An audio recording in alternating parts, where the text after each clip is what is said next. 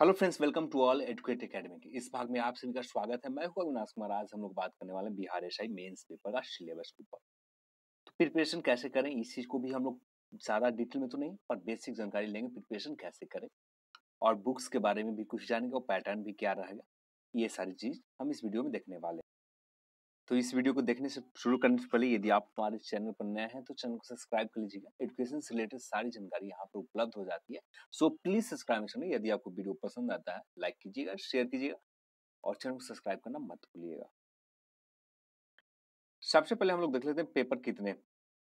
Paper दो होंगे, एक हिंदी का होगा और एक जो सामान्य ज्ञान, करंट अफेयर्स, ज्योग्राफी, सारी चीज मिलकर, जनरल अवेयरनेस मिलकर, और साथ में 10 नंबर का रीजनिंग, 10 नंबर का मैथ, दो सेकंड पेपर होंगे। दोनों के लिए समय जो दिए जाएंगे 2-2 घंटे दिए जाएंगे। आपके पास पेपर 1 के लिए 2 घंटे दिए जाएंगे जो हिंदी है, और जो पेपर 2 है उसके लिए भी 2 घंटे आपके पास समय रहेंगे। इसमें नेगेटिव मार्किंग बात की जाए तो जिस तरह से प्री में नेगेटिव मार्किंग है उसी तरह से यहाँ पर भी नेगेटिव मार्किंग है 0.2। यानी आप लगातार 5 गलत करते हैं तो 1 मार्क्स आपको घटा लिए जाएंगे।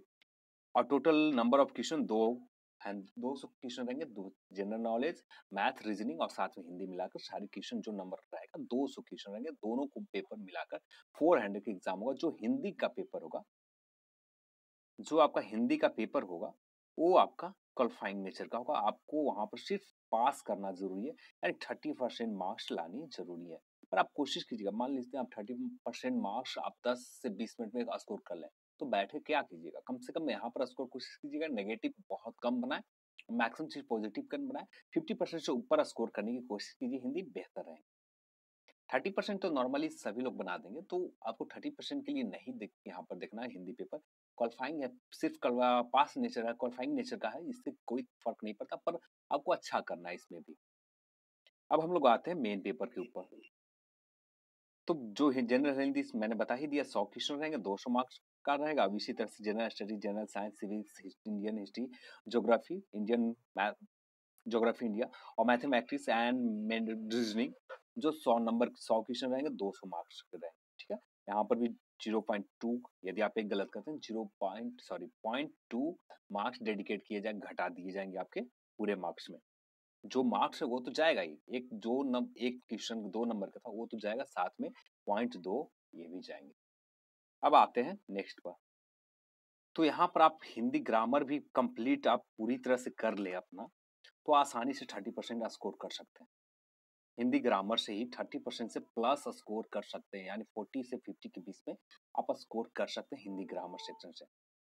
तो यहाँ पर जो हिंदी ग्रामर सेक्शन से है, सबसे पहले बेसिक चीज वर्णमाला, वर्तनी, संधि और वर्ण विचार, जितनी भी वर्णमाला, संधि, ये सारी चीज पर आपको फोकस करनी होगी। एक बार कम से कम अभी रीडिंग कंप्लीट कर लेनी होगी। आप अभी रीडिंग पूरी तरह से एक बार उसे समझ लेना होगा तो ही बेहतर होंगे जब एग्जाम आएंगे उससे पहले। अब इसके लिए बेस्ट बुक बात की जाए तो लूसेंट बहुत काफी अच्छी है। लूसेंट के अलावा कोई बुक मत लीजिए, यही इनफ है, यही आपको काफी है, इतना आपको 30% से ऊपर स्कोर करने के लिए काफी है।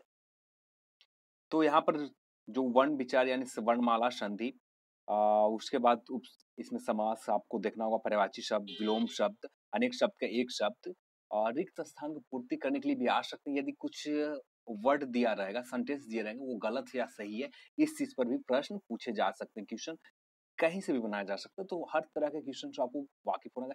अभी से ही कम से कम न्यूज़पेपर को रीडिंग दे, और जो अच्छा वर्ड रहे तो उस पर रीडिंग, जो वर्ड रहे उसका जो शब्द रहे उस पर ध्यान दे। शब्द किस तरह से लिखे गए, सही या गलत का फर्क करना सीखे, कौन सा शब्द आप सही गलत लिख रहे हैं, तो उससे स्कोर अच्छा करने में यहाँ पर मदद मिलेगी। आप तो 30% तो आसानी से स्कोर कर सकते हैं, पर 30% से बेहतर करना। मेन फोकस आपको यहाँ पर नहीं करना है, मेन फोकस पेपर 2 के लिए करना है। पर नॉर्मली एक बार अभी समझ लें इस चीज को, व्याकरण, हिंदी व्याकरण पूरी कंप्लीट, और उसके बाद हिंदी का मुख्यतः हिंदी भाषा का विकास कैसे हुआ, ये सारी चीज बेसिक जानकारी ले लें, और वो आपको लूसेंट बुक में आपको ये मिल जाएंगे। जैसे आपके पास लूसेंट बुक होगा तो वहां पर आप हेडिंग में देख ही सकते हैं, ऊपर आपको जो विषय सूची है वहां पर मिल जाएगा। तो वहां पर आप बेसिक जानकारी ले लें, देवनागरी लिपि के बारे में, सारे विश्व में हिंदी सम्मेलन कितने होते हैं, सारे बेसिक जानकारी आपको मिल जाएंगे फर्स्ट ही चैप्टर में। तो उतना काफी है, उतना पढ़ लें। उसके बाद व्याकरण में संज्ञा, ये सारी चीज़, पर्यायवाची शब्द, विलोम शब्द, ये सारी चीज़ बता ही दिया।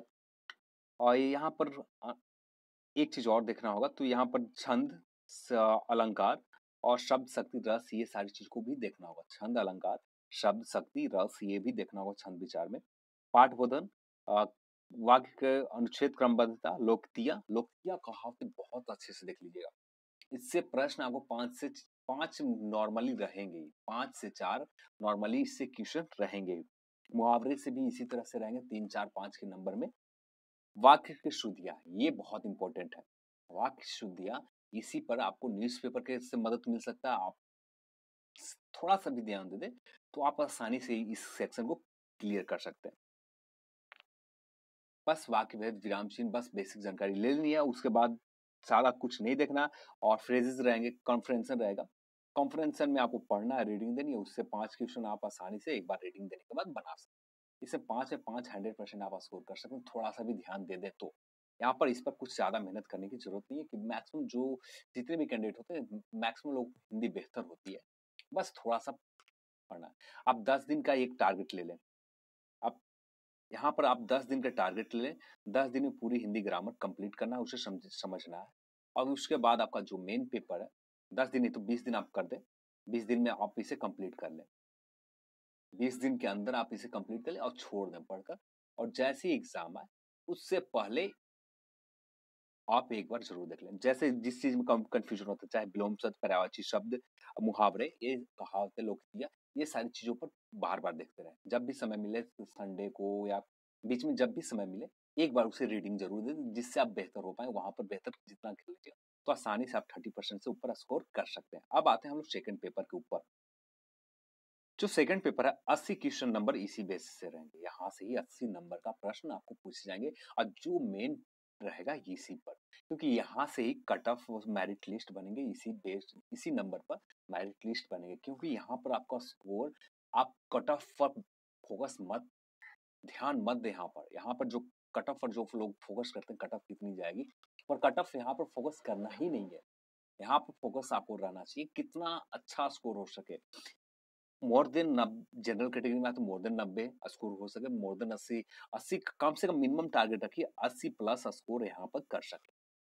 80 प्लस आप स्कोर किसी भी कैटेगरी में कर सकते हैं, तो आप बेहतर, आपका प्रिपरेशन जो है बहुत बेहतर है। आप इतना करने की कोशिश करें। अब आते हैं इसमें पेपर के ऊपर। जो पैटर्न प्री में था, प्री जैसा ही पैटर्न यहाँ पर भी होंगे। यहाँ पर करंट इवेंट, करंट अफेयर से अच्छे खासे प्रश्न यहाँ पर भी हो सकते हैं। आपको यहाँ पर पिछली बार बिहार से संबंधित प्रश्न नहीं पूछे गए थे, तो पर यहाँ पर ऐसा नहीं है, यहाँ से भी आपको बिहार से संबंधित प्रश्न पूछे जाएंगे। तो आपको बिहार से रिलेटेड प्रश्न आपको यहाँ पर देखना होगा, जिससे आप बेहतर कर सकें। बिहार से रिलेटेड जितने भी ज्यादा पतला सा जो लूसेंट बुक आता है, लूसेंट का जो पतला सा बुक आता है, वो इनफ है। आप एक बार रीडिंग आप भी कंप्लीट कर लीजिए, एग्जाम से पहले कुछ दिन रिवीजन कर लीजिए, वो बेहतर रहेंगे। एक बार रीडिंग हो जाते हैं तो कम से कम उस चीज को माइंड में सेट हो जाता, तो पूरी तरह से तो याद नहीं रहते हैं, फिर भी एग्जाम के समय अच्छे खासी मदद मिल जाते हैं। तो आप इतना कर सकते हैं, अभी बहुत समय है आपके पास मेंस के लिए, 2 बार भी कंप्लीट कर सकते हैं हिंदी का लूसेंट। अब बात कर लेते हैं इंडियन हिस्ट्री। इंडियन हिस्ट्री में ज्यादा आपको पढ़ना तो पूरा है, पर मेन फोकस आप रखिए ऋग्वैदिक काल से लेकर महाजनपद तक। महाजनपद का विकास जब जहां तक हुआ, वहां तक आप पूरी तरह से कंप्लीट ध्यान रखिए। और उसके बाद और उससे पहले, ऋग्वैदिक काल से पहले हड़प्पा संस्कृति पर भी विशेष ध्यान देना होगा। हड़प्पा संस्कृति से हर बिहार में मैक्सिमम एग्जाम में क्वेश्चन 1 या 2 रहते हैं। इस बार प्री में आप देख सकते हैं, प्री में भी एक क्वेश्चन थे, जो नदी के पर, जो कौन सी हड़प्पा जगह जो शहर थी, वो कहाँ पर नगरीकरण, जो नगर थे वो किस नदी के किनारे बसे हुए थे, इस पर प्रश्न थे। तो यहाँ पर हड़प्पा पर आपको विशेष ध्यान देनी होगी, और उससे पहले भी आपको ध्यान देना होगा, मेन फोकस करना होगा हड़प्पा पर। वैसे तो पूरा हिस्ट्री पढ़ना है आपको, कहाँ से पूछेगा प्रश्न ये किसी को नहीं पता, किस चीज से बनाया जाएगा किसी को नहीं पता, पर आपको ध्यान तो पूरी देनी होगी।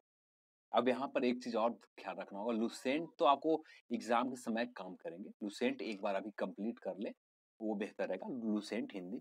और आपके पास जो नोट्स हैं या मोटे बुक्स हैं, हिस्ट्री के लिए, ज्योग्राफी के लिए, वो आप एक बार कंप्लीट रीडिंग दीजिए। ज्योग्राफी, इकोनॉमिक्स के लिए जितने भी बुक्स हैं उसे कंप्लीट एक बार रीडिंग आपको होना चाहिए।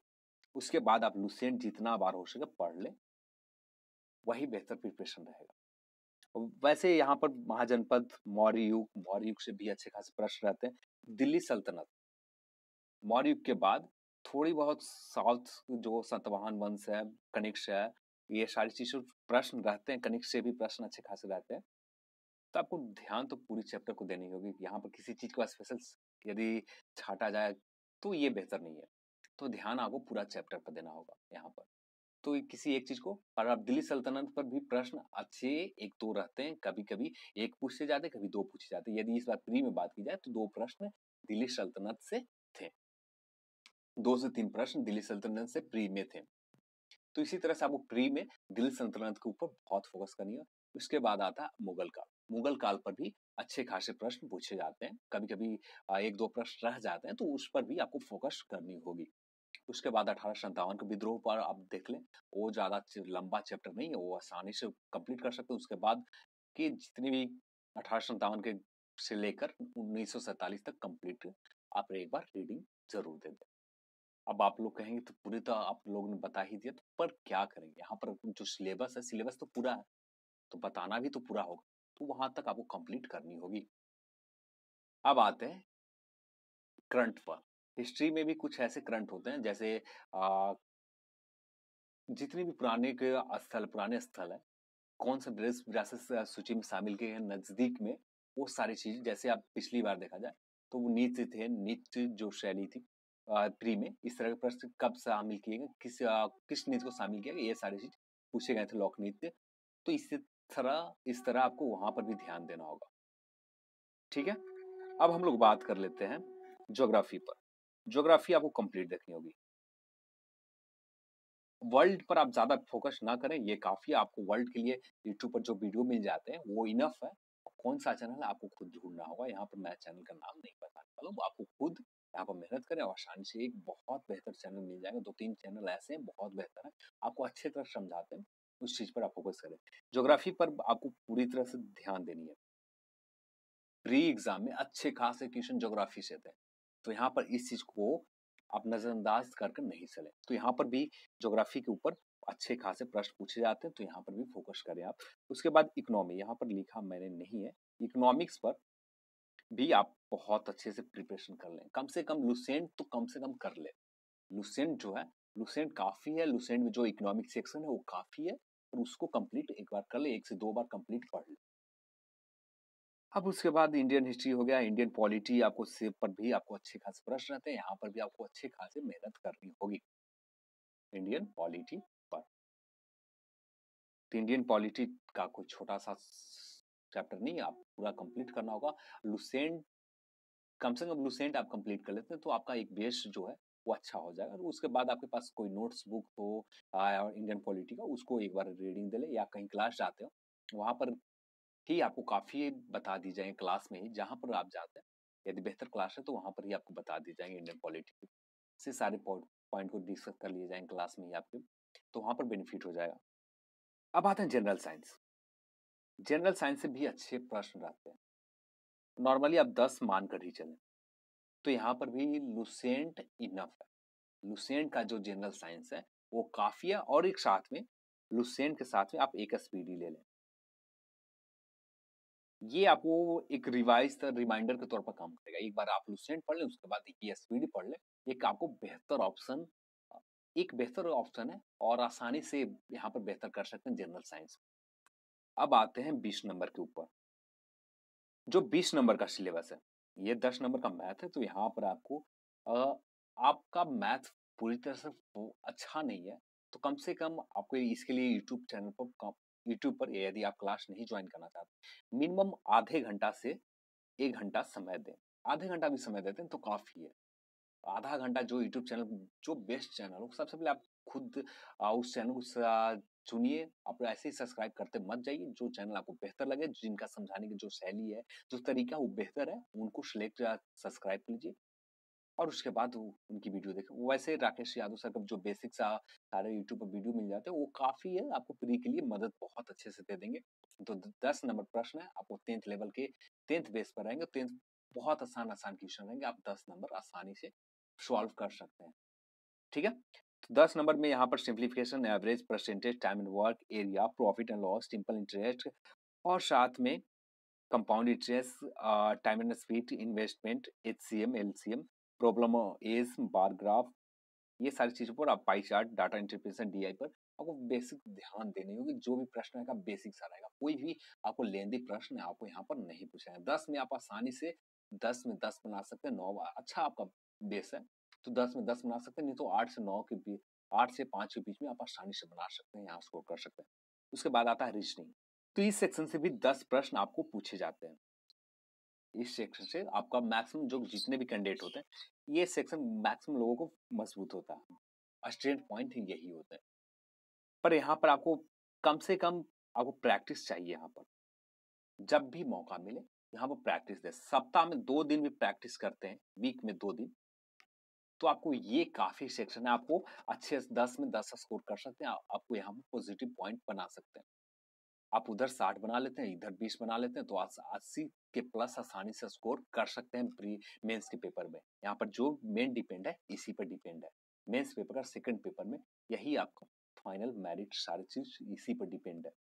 तो यहाँ पर भी आपको analogy, similarities, difference, space, visualisation, problem saving, analysis, judgment, decision making, visual memory, observation, relationship पर जो कॉन्सेप्ट, ब्लड रिलेशन पर, कॉन्सेप्ट पर जो भी प्रश्न आता है उस पर, वर्बल, नॉन वर्बल सीरीज पर भी आपको ध्यान देनी होगी, अर्थमेटिकल, नंबर सीरीज और वर्बल एंड फिगर क्लासिफिकेशन, ये सारे सेक्शन पर आपको ध्यान देना होगा। ये रीजनिंग पर। अब इसके लिए बुक की बात की जाए तो आपका RS अग्रवाल का जो बुक आते हैं ये काफी है। ठीक है, इसका प्रैक्टिस एक बार आप कर लें, सप्ताह में 2 दिन, वीक में 2 दिन, तो काफी है। इस पर आप ज्यादा फोकस ना करें तो ध्यान, कोई दिक्कत नहीं। यहाँ पर भी आप कम से कम सप्ताह में हर दिन 2 घंटे इस पर प्रैक्टिस करते हैं तो बहुत, 2 घंटे से 1 घंटे समय देते हैं तो बहुत अच्छा है। मैथ सेक्शन पर, मेंस पर जो मेन सेक्शन था, आपको ये सेक्शन 80 नंबर वाला, यहाँ पर आपको मेन मेहनत करनी है। यहाँ पर जो सिलेबस का लेवल है बहुत बड़ा है, लेवल जो है बहुत बड़ा था, बहुत सारी चीजों को पढ़ना, तो बस उन्हीं चीजों को ध्यान में रखें जो एग्जाम में पूछे जाते हैं। एक बार आपने फिर से जो प्री एग्जाम दिया उस क्वेश्चन को आप एनालिसिस जरूर करेंगे। और करंट इवेंट पर तो आप घटना चक्र के अलावा अरिहंत मत ले, अरिहंत ही उतना बेहतर नहीं है। अरिहंत हाँ काफी है, मदद बहुत अच्छी देता है, पर उसमें बहुत सारी गलतियां होती है अरिहंत के बुक में। तो ज्यादा बेहतर है घटना चक्र का जो बुक होते हैं करंट अफेयर का, वो आप ले लें। पूरा 2017 और 2018 के मई तक, कम से कम मई जून, जून तो नहीं, मई तक आप कम से कम कंप्लीट पढ़ लें। मई अप्रैल के बीच में कंप्लीट जानकारी ले लें। जो मंथली फिर आता है घटना चक्र वो भी ले लें, आप मई तक आपको मिल जाएंगे आसानी से। ये आपका सिलेबस का मेन पॉइंट है। यहाँ पर ही आपका 80 नंबर स्कोर, यहाँ पर ही रिजल्ट बनेंगे, यहाँ पर ही सारा चीज क्लियर होगा। वो जो मैथ सेक्शन है और रीजनिंग सेक्शन, ये बूस्टर के तौर पर काम करेंगे। आप यहाँ पर यदि थोड़ा सा भी वीक आते हैं, वहां पर थोड़ा सा आपको बूस्टर के तौर पर अच्छे से 10-10 स्कोर कर सकते हैं। बूस्टर के तौर पर आपको एक्स्ट्रा मार्क्स एक तरह से मान सकते हो, वो आपके लिए एक्स्ट्रा मार्क्स है। पर यहाँ पर मेन सेक्शन है, तो मेहनत बहुत कीजिए, मेहनत तो करना होगा। और आपके पास समय अच्छे खासे हैं, अभी आपके पास जून तक समय है। जून में मैक्सिमम चांसेस कि आखिरी सप्ताह तक एग्जाम ले लिए जाए। एग्जाम मेंस का आखिरी सप्ताह तक जून में आपको ले लिया जाए, तो इसी समय मानकर चले जून से पहले, यानी मई तक पूरा सिलेबस कंप्लीट कर लें। जो सिलेबस है पूरी तरह से एक बार रीडिंग कंप्लीट कर लें। मैथ का सारी चीज आप जो सिलेबस में है वो सारी चीज देख लीजिए। और ऑफिशियली तौर पर देखा जाए तो कोई सिलेबस है ही नहीं, सिलेबस में जो बताए गए वो कुछ है नहीं। जो एक पूछे जाते हैं उसी आधार पर ये सिलेबस था। और आपको ये वीडियो पसंद आता है तो लाइक कीजिएगा, शेयर कीजिएगा, चैनल को सब्सक्राइब करना मत भूलिएगा। Thank you for watching this video. जय हिंद, जय भारत।